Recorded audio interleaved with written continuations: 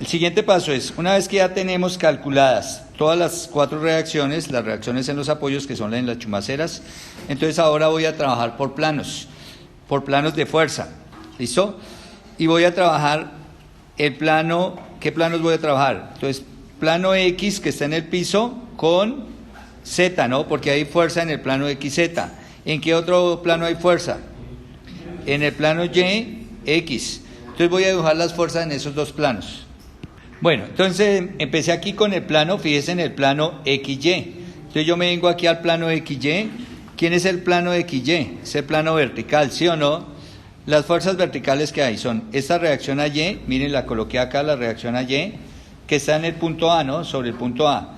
Luego sigue estas 2 reacciones que son verticales, o sea, que están en el plano XY, ¿cierto? Que son 350, entonces coloqué de una de los 350 subiendo, mire, suma de las 2, 350, y esta de Y que está al final en D y que va bajando. Esas son las fuerzas en ese plano.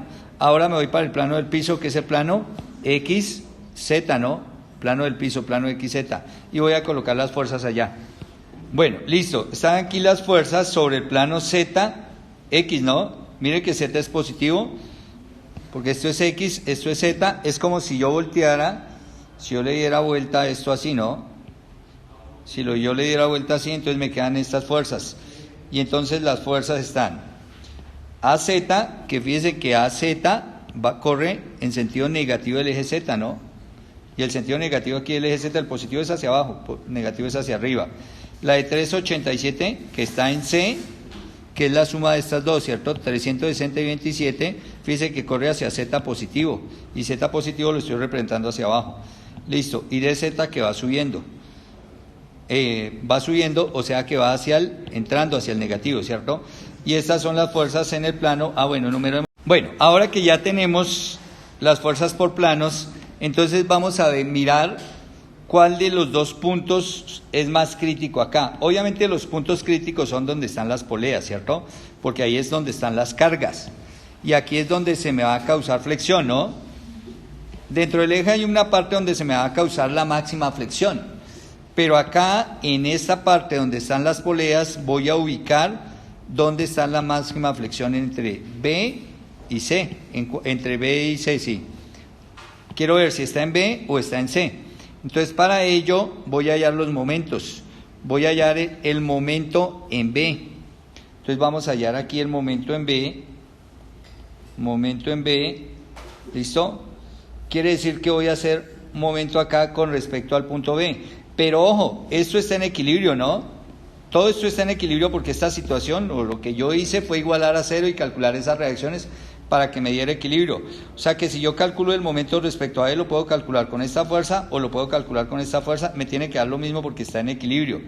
Entonces, en el plano XY, ¿cuánto es el momento respecto a B? Coloquemos distancias. 1781.824.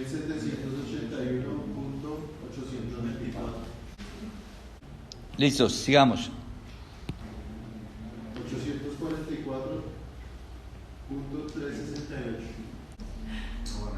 Bueno, ahora miremos los momentos en C. Entonces vamos a trazar aquí una rayita, momento en C. Entonces miremos el momento en C en el plano XY.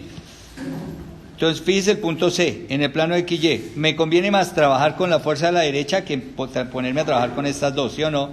Entonces era 6 por Y, o sea, 6 por 127,272. ¿Cuánto nos da eso? 763.632 libras por pulgada. Y ahora el momento en C, ¿aquí qué me conviene trabajar? Pues cualquiera de las 2, fíjese, solo tengo 2 fuerzas. Entonces, ese momento en C puede ser, por cualquiera de los 2 lados da lo mismo. Puede ser 16, ¿sí o no? Desde acá, 16 por AZ. O sea, 16 por 105.546. 1688.736. Listo. Y ahora, ojo, como calculé el momento por planos, Entonces saco la magnitud del momento. La magnitud del momento la hallo como raíz cuadrada de cada componente al cuadrado, o sea, 1781.824, ¿cierto? Esto al cuadrado más 844.368, esto también al cuadrado. Y aquí me da la magnitud del momento en B, ¿no? Y de la misma manera hacemos acá la magnitud, pues aquí alargamos, la magnitud del momento de C, que será la raíz cuadrada de 763.632, ¿cierto? Al cuadrado, eso todos son libras por pulgada, más 1688.736 libras por pulgada, esta también al cuadrado. Listo, y entonces aquí tenemos magnitud de momento en C igual magnitud de momento en B. ¿Me dictan los resultados? Bueno, ahí están los dos resultados. Uno 1971.667 libras por pulgada y el otro 1853.337. ¿Cuál es el punto donde hay mayor momento flector? El punto en B, ¿cierto? Como es el punto en B donde está el mayor momento flector, entonces este va a ser el punto crítico de estudio, ¿listo? Sobre ese punto nos vamos a trabajar nosotros, entonces este lo llamamos punto crítico. Y vamos a trabajar a calcular el diámetro respecto a la posición del punto B y a las cargas que llegan aquí al punto B.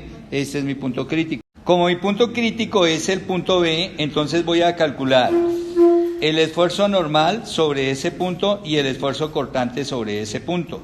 ¿Listo? Los dos esfuerzos, para sacar de ahí los esfuerzos principales. Entonces, ojo, el esfuerzo cortante aquí en B se da debido al torque resultante que hay acá. Miren, acá hay un torque resultante en B. Entonces, si usted ve la polea en B, fíjese que hay un torque.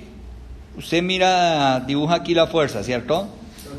Digamos aquí la fuerza, permítame en la escuadra. Entonces, hay un torque que hace esta fuerza de 50 y que ve en este sentido, miren, en este sentido. ¿Y que vale cuánto? 50 por cuánto?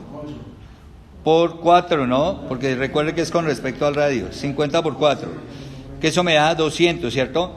Pero hay otro torque que viene, fíjese, en el sentido contrario, que son las 300 por 4. O sea, 1200. Total, ¿cuánto es el torque resultante acá sobre la polea en B? 1000, ¿cierto? Entonces el torque resultante sobre la polea en B son 1000. Y es el torque que vamos a trabajar acá en B. Entonces la torsión se produce por ese torque. El esfuerzo cortante, perdón, se produce por esa torsión. Y el esfuerzo cortante debido a torsión se calcula T por C sobre J, ¿sí o no? En este caso será el valor de T, que es 1000 libras por pulgada, por C, que es el radio. Pero como precisamente estoy buscando es el diámetro, ¿sí o no?